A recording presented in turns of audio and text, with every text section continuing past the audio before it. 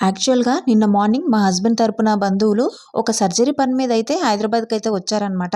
So వాళ్ళ కోసమని ఒక 4 మెంబర్స్‌కి వంట చేయమని అయితే చెప్పారనమాట మా హస్బెండ్. అందుకని అన్నం వండి టమాటా ఎగ్ కర్రీ అయితే చేశాను. వాళ్ళు హోటల్స్‌లో అయినా తినగలరు. బట్ మన వాళ్ళు హాస్పిటల్‌లో ఉన్నారని తెలిసి కూడా మనం అలా ఆలోచించడం కరెక్ట్ కాదనిపించింది. అయినా ఎన్ని డబ్బులు పెట్టినా ఇంట్లో తిన్నట్టు అనిపించదు కదా. పైగా వచ్చింది హాస్పిటల్ పని మీద.